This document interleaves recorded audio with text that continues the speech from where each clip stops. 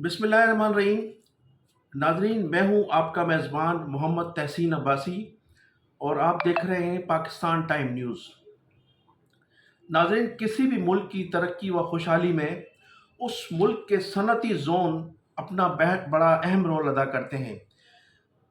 क़याम पाकिस्तान के बाद से पाकिस्तान में भी बड़े बड़े सनती जोन कायम किए गए और 1970 तक हमारे मुल्क में जो सनतें कायम की गईं, तो उस वक्त ऐसा महसूस किया जा रहा था कि पाकिस्तान चंद सालों बाद ही एशियन टाइगर बन जाएगा। लेकिन 1970 के बाद जो इंतखाबात हुए और इंतखाबात में जो हुकूमतें मुंतखब होकर आईं, उनकी जानिब से तमाम सनतों को नेशनलाइज किया गया और तमाम सनतें जो कौमियाई गईं, तो उसके बाद हमारे मुल्क में सनती अमल रुक गया और इस सनती अमल भी रुक गया, सरमायाकारी भी रुक गई। बड़े बड़े सरमायाकार, बड़े बड़े सनतकार मुल्क छोड़कर चले गए। उनमें कुछ पाकिस्तानी भी थे और कुछ ऐसे लोग भी थे जो क़याम पाकिस्तान के बाद इस मुल्क में सरमायाकारी करने के लिए आए थे।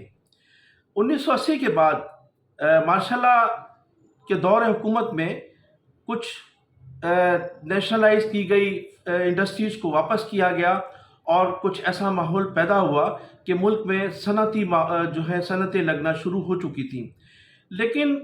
वो उस स्पीड से और उस रफ्तार से सनतें न लग सकीं जिस तरह से क़याम पाकिस्तान के बाद इसका सिलसिला शुरू हुआ था। मुख्तलिफ सनती जोन कायम किए गए। सबसे बड़ा सनती जोन जो था वो कराची था और कराची शहर में ही, कराची के शहर से बाहर चंद किलोमीटर के फासले पर एक नूरियाबाद सनती जोन भी कायम किया गया उसी मार्शल लॉ के दौर में, ताकि पाकिस्तान में इंडस्ट्रीज़ लगें और बाहर की सरमायाकारी हो। उस सनती जोन को कायम किया गया और सनती जोन को जो है प्री प्लानिंग के तहत तबाह किया गया। वहाँ डाकू फैक्टर्स और मुख्तलिफ वाक़यात जन्म लेते रहे जिसकी बाइस हमारा जो शहरी सनतकार था वो इन इलाकों में जाकर अपनी सनतें कायम न कर सका। नाज़रीन, मुल्क में सनतें न लगने के बाइस एक तरफ तो बेरोज़गारी ने जन्म लिया,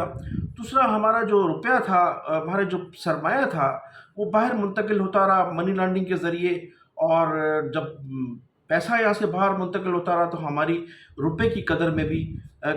तेज़ी से कमी आती रही और मुल्क इस तरह से मुआशी दिवालियापन की जानिब गामज़न होता चला गया। अब सूरत हाल ये है कि जो सनती प्लॉट्स हमारे यहाँ मौजूद हैं, ख़ास तौर पर सनती जोन में, वहाँ मुख्तलिफ सनतकार नाजायज़ तरीके से और गैर कानूनी तरीके से उन कमर्शियल प्लॉट्स को जहाँ इंडस्ट्रीज़ लगनी चाहिए थी, वहाँ बड़े बड़े प्लाजे बनाकर करोड़ों और अरबों रुपए की जो है वो अरबों रुपया वहाँ कमा रहे हैं। अगरचा इन सनती जोन में किसी भी सनतकार को फ्लैट्स बनाने की या बेंगलोज बनाने की या वहाँ कोई सोसाइटीज़ कायम करने की इजाज़त नहीं होनी चाहिए। इसी तरह से जो हमारी ज़रूरी एग्रीकल्चर ज़मीन है उस पर भी सोसाइटीज़ कायम की जा रही हैं, वहाँ भी बेंगलोज बनाए जा रहे हैं और सनती जोन में भी इसी तरह से प्लॉट्स बनाए जा रहे हैं। इसी तरह से वहाँ अफसरान की जानिब से एनओसी जारी की जा रही है जिसके बायस फैक्ट्रियाँ बंद हो रही हैं और वहाँ बड़े बड़े प्लाजे खड़े किए जा रहे हैं। अब इस सिलसिले में मैं आपको बताता चलूँ कि हैदराबाद में गुज़िश्ता दिनों जो एक प्लॉट था जिसका नंबर है A14, plot number A14 commercial, इस पर एक मॉल तामीर किया गया है और इसकी एनओसी जारी करने में हमारे तमाम वो अफसरान शामिल हैं जो ज़िम्मेदार अफसरान हैं हमारे इंडस्ट्रीज़ डिपार्टमेंट पे। ख़ास तौर पे रहीम बख्श बलोच जो हैं वो डायरेक्टर एडमिनिस्ट्रेशन है, वो इसमें मुलव्वस हैं। इसके अलावा उनके जो डिप्टी डायरेक्टर हैं ज़ीशान अलवी, वो इसमें मुलव्वस हैं। और इस प्लॉट की जो है वो जो हैदराबाद में इंजीनियर हैं हमारे, जिन्होंने इनको डिज़ाइन किया, जिन्होंने इनकी एनओसी दी, जिन्होंने इनको पूरी तरह से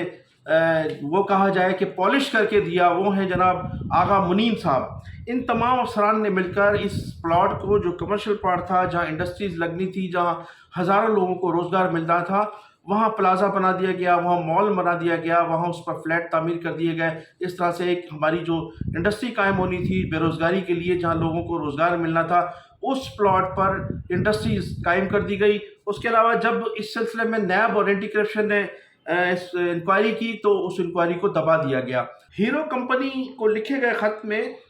ये बताया जा चुका था कि इस प्लॉट की तमाम एनओसीज़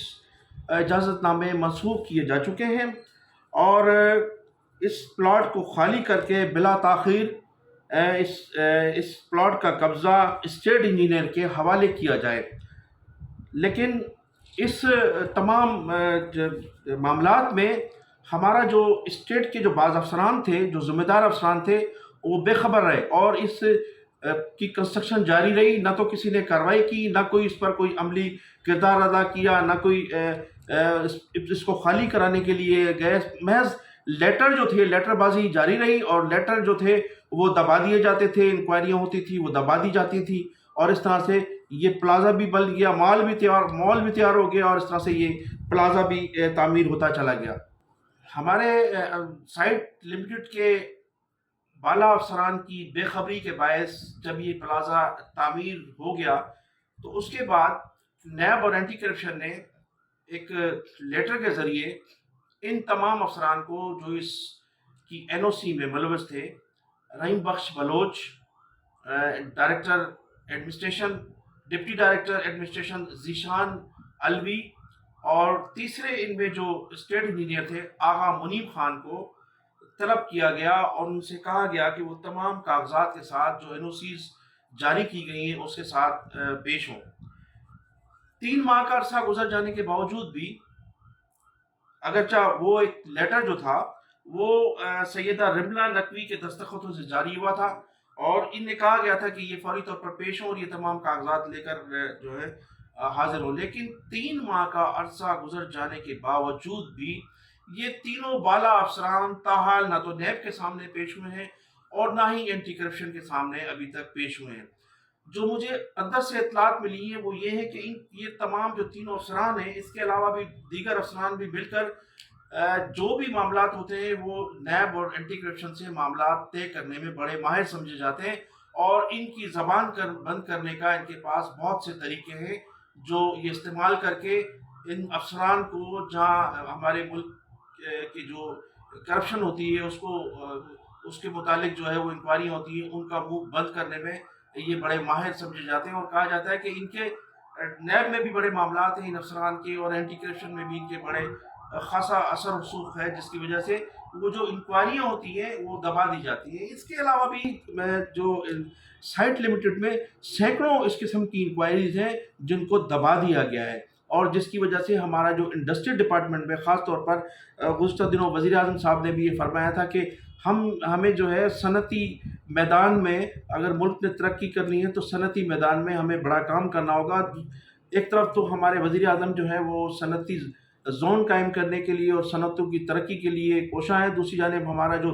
بیوروکریسی ہے اور یہ جو افسران ہیں ہمارے، یہ جس طرح سے